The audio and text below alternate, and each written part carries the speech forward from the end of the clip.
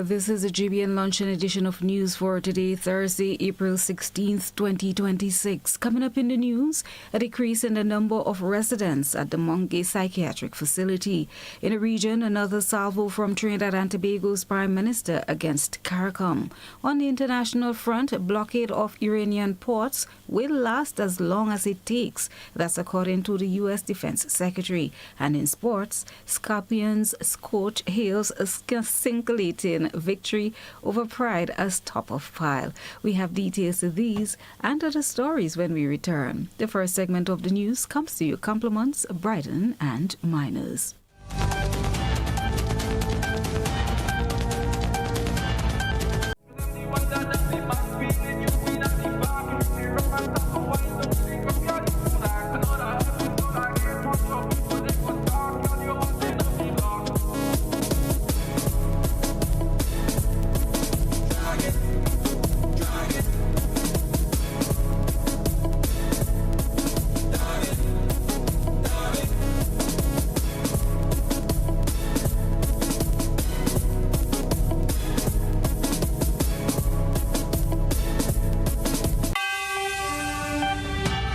And thanks for joining us. With the details, I am Christlina John. Minister for Mental Health and Wellness, Delma Thomas, says Grenada is making steady progress in strengthening its mental health system, pointing to a reduction in the number of residents at the Monge Psychiatric Facility as a key milestone. Speaking at Wednesday's press briefing, the minister noted that the decline reflects ongoing efforts to improve patient care and expand community-based support services. I start with a very important aspect, that to say that 30% reduction in key mental health pressures, meaning that within the Monge Mental Hospital, we have seen a reduction in 20% of the occupancy. We have recorded a significant reduction in critical mental health pressures, reflecting impact of expanding services, early intervention, and strengthened community support system. Thomas also highlighted improvements in human resource at the facility, explaining that increased staffing and enhanced training have helped to boost the quality of care provided to patients. Expansion of access to services. Mental health services have been extended beyond centralized facilities, allowing more individuals across communities to receive care closer to home. Strengthening human resource capacity. We have increased the availability and support of trained professionals, improving the quality and responsiveness of care. Community-based outreach program, targeted initiative, and partnership have been rolled out to engage communities directly and provide early support and intervention. Public education and awareness. National efforts have been intensified to reduce stigma, promote understanding, and encourage persons to seek help without fear or shame.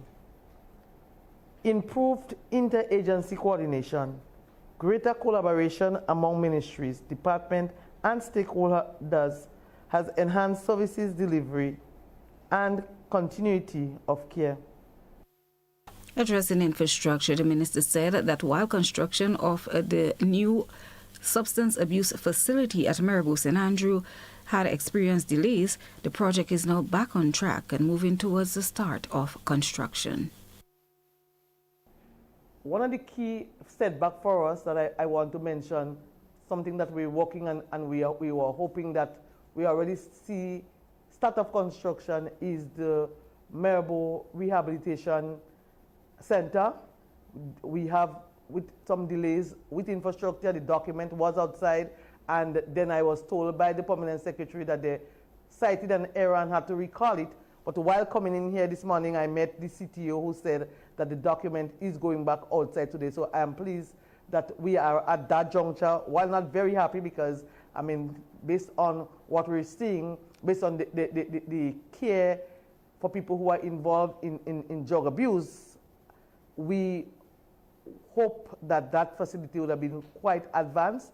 However, we are not there yet. So I look forward that to the 2 weeks from now that we'll have a contractor. They will be able to say that this person from the bidding process and from the procurement process will receive the contract, and we should see start of work in that facility, which will take maybe a little under 9 months, I think. Sometimes you say that, and then, well, I mean, once real construction starts, and in earnest, then that should take between 8 to 9 months to complete. So I do look forward to that facility in Maribor, because it is so very important. The developments come amid growing recognition of mental health as a critical public health issue in Grenada. Health officials have previously indicated that conditions such as depression and anxiety are on the rise, driven in part by economic pressure and climate-related stressors. In recent years, the government has taken steps to address these challenges, including public education campaigns to reduce stigma, integration of mental health services into primary health care, and partnerships with regional and international organizations to improve access to care. Minister Thomas said the latest achievements signals meaningful progress in evaluating and alleviating mental health as a national priority, with continued focus on expanding services, improving facilities, and ensuring better outcomes for our citizens. A little tongue twister there. Grenadians are being encouraged to take part in activities promoting environmental sustainability. As the Ministry of Climate Resilience, the Environment and Renewable Energy marks World Earth Day 2026 on April 22nd. That will be Wednesday. The national initiative, dubbed Parish Tree Planting and Earth Dress Day, is aimed at raising awareness about environmental protection while encouraging collective action across the island. Citizens, organizations, and communities are invited to show their support by wearing earth colors such as green or blue and by participating in eco-friendly activities. These include planting trees, starting home gardens, cleaning up surroundings, and reducing waste. The ministry is also urging participants to share photos of their efforts on social media, highlighting Grenada's collective commitment to sustainability as part of the national observance. The initiative brings together a wide cross-section of society, including government agencies, private sector partners, faith-based organizations, and community groups in a unified push to promote environmental responsibility and national pride. Officials say the efforts reflect the importance of collective action in addressing environmental challenges and building a more sustainable future. World Earth Day 2026 is being observed under the theme, Our Planet, Our Power.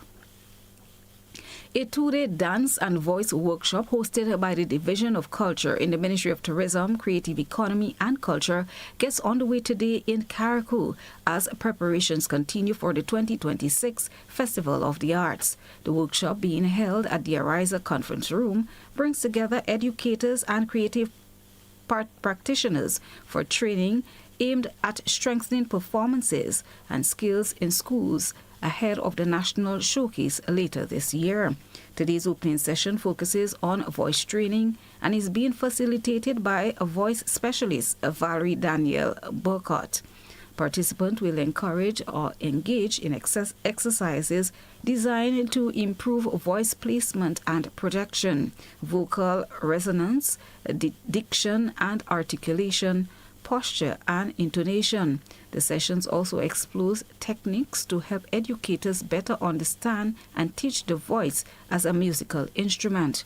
On Friday, attention will shift to dance, with sessions led by Nicoya Noel, acting artistic director of the Conception Dance Theatre. With more than a decade of experience, Noel would guide participants through the fundamentals of modern and traditional dance, as well as the basics of choreography. The workshop targets primary and secondary school teachers, particularly those without formal training in dance, and aims to build their confidence and capacity to deliver art education in the classroom. The Festival of the Arts, a key event of the cultural calendar in Grenada is scheduled to run from September to December 2026, showcasing talent from schools across the country. And finally, on the local front, a 27-year-old fisherman from Waltham, St. Mark, made his first court appearance today after being charged for a shooting that took place at Queen's Park, St. George on Sunday, April 12, 2026. Vondi Joseph was arrested on Wednesday, April 15, 2026, and faces charges of attempted non-capital murder, possession of a firearm with intent to commit an indictable offense, possession of a firearm, and possession of ammunition. And here ends the local segment of the news. Do stay with us for your regional roundup up next.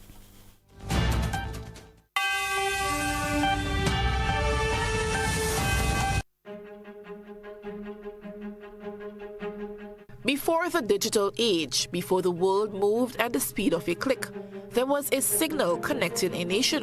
In 1986, a journey in broadcasting began in Grenada, a journey that would grow into a trusted voice across the country.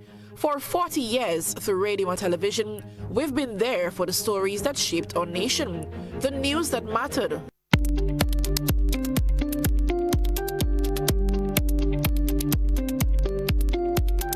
Look at what's making news around the region. Another salvo from Trinidad and Tobago's Prime Minister against CARICOM. We have this and other stories in today's regional roundup from the OCM News Network. This segment of the news comes to you compliments Fortune Foods Limited.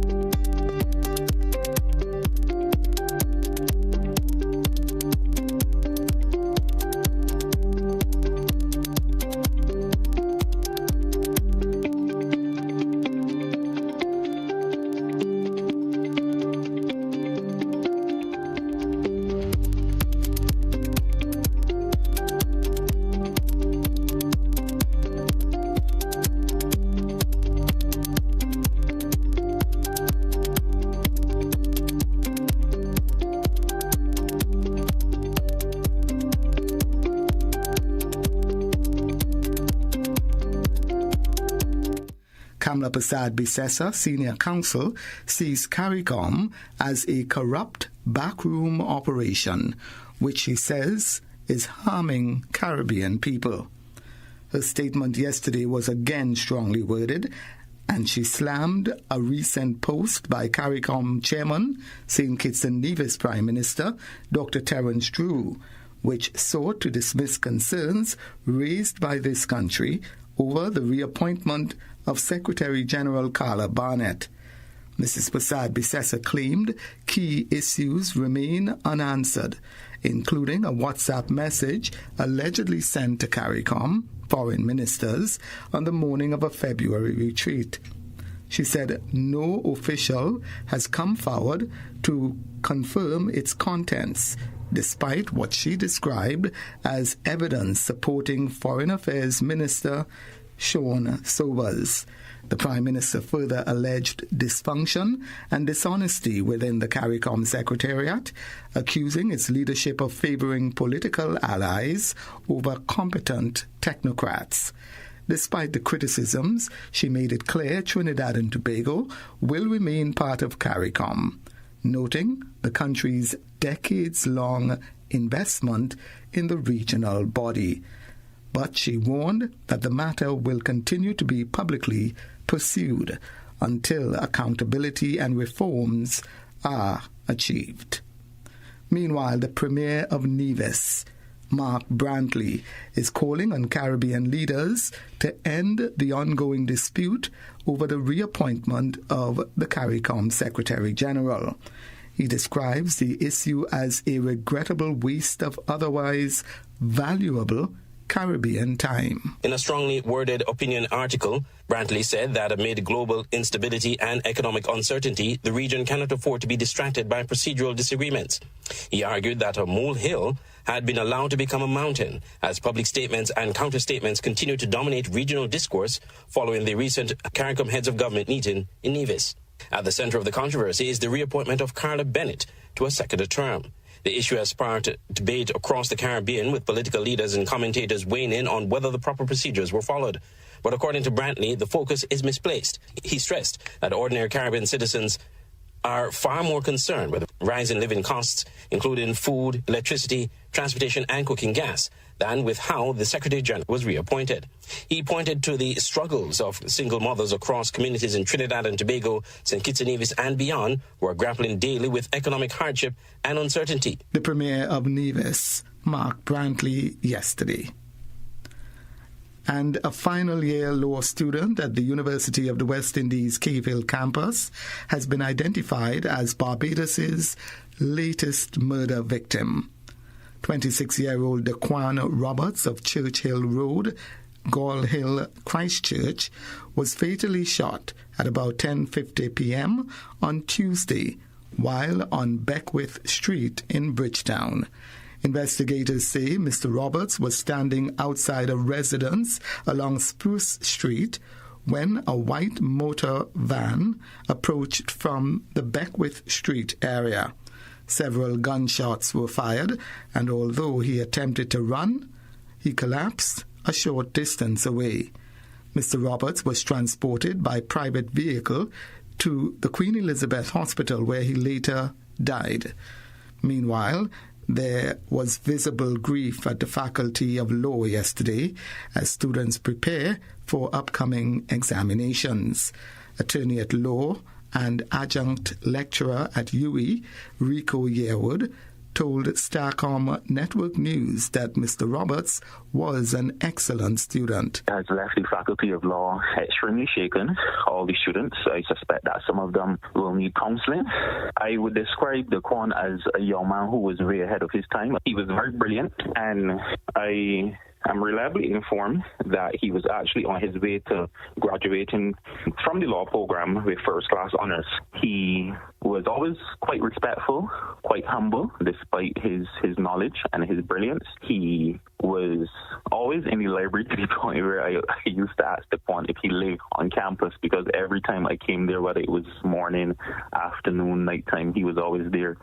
So it's really a shock barrier for all of us. He said students are now trying their best to navigate the situation. Have you heard about the new softweed bathroom tissue?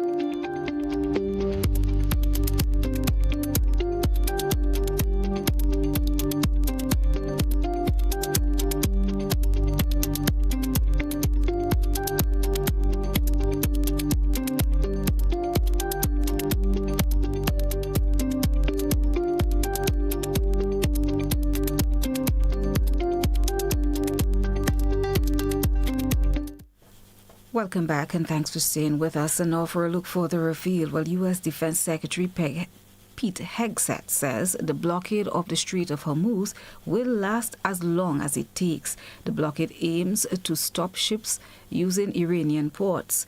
The U.S. says 13 vessels have been forced to turn around since it began on Monday. Here's more in this FSN report. Israel has destroyed a key bridge in Lebanon ahead of planned talks Thursday between the two countries. Meanwhile, US Secretary of Defense Pete Hegseth has told Iran to choose wisely, warning that combat operations will resume if no deal is reached. The White House says US officials feel good about the prospects of a deal with Iran. At a briefing, Press Secretary Caroline Leavitt said the US had not formally agreed an extension to the current ceasefire, after President Donald Trump said he didn't think it would be necessary. Nick Harper reports from Washington. White House Press Secretary Caroline Leavitt confirmed that there has been no formal request from the United States to extend the ceasefire, which is due to run out next week. She did, however, say that there are still conversations going on in the background, which she called productive and ongoing, to try and achieve a negotiated peace. As the U.S. ends its temporary sanction hinged on Russian and Iranian oil, India, the world's third largest oil importer, could face a heavier import bill. In recent years, the country has been one of the world's biggest importers of Russian oil, which analysts say have kept global crude prices in check. U.S. Treasury Secretary Scott Bessent says the general license on Russian oil, which expired on April 11th, will not be extended. The Iranian oil waiver, which expires April 19th, will also lapse. The back-to-back closures are expected to hit India hard. Indian refiners had placed orders for roughly 30 million barrels of Russian crude under the now expired waiver.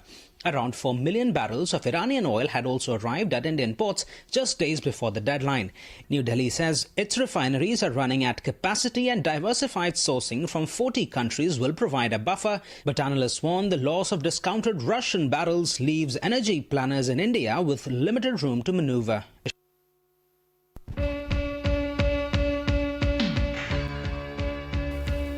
Welcome back and good afternoon to you, sporting fans. Now for the sporting highlights. While Jamaica's Scorpions produced a stunning final day comeback to defeat Barbados Pride by 7 in the West Indies Championship clash at Chedwin Park on Wednesday, chasing a challenging target of 324 runs on a decorating pitch. The Scorpions surged to 326 for 3 in just 61 overs, thanks to a commanding 242-run opening partnership between Captain John Campbell and Kirk McKenzie. Campbell struck 126, while McKenzie remained unbeaten on 135 in a dominant display that stunned the Barbados Pride. Earlier, Barbados Pride had declared the second innings after building a lead of over 300 runs, powered by an outstanding unbeaten 108 from Kevin Wickham, his second century of the match following a first innings 153. Despite contributions from Shama Springer, who made 54, the Pride were unbeaten on certain the Scorpions' aggressive response. Fast bowler Makino Mendley was instrumental with the ball, claiming 3 wickets in the second innings and 7 overall in the match. Head coach Robert Haynes described the victory as the finest he has ever witnessed during his tenure, praising both teams for their performances. Barbados' captain Craig Brathwaite acknowledged the Scorpions' resilience, noting their patience earlier in the match helped set up the dramatic win. The result marks one of the most memorable chase in recent West Indies Championship history. And that's your sporting highlights. Do stay with us for a recap of the headlines.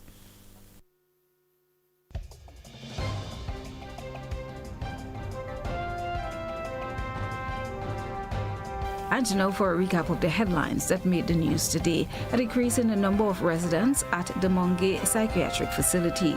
In the region, another salvo from Trinidad and Tobago's Prime Minister against CARICOM. On the international front, a blockade of Iranian ports will last as long as it takes, according to U.S. Defense Secretary. And in sport, Scorpions coach hails scintillating victory over Pride as top of the pile.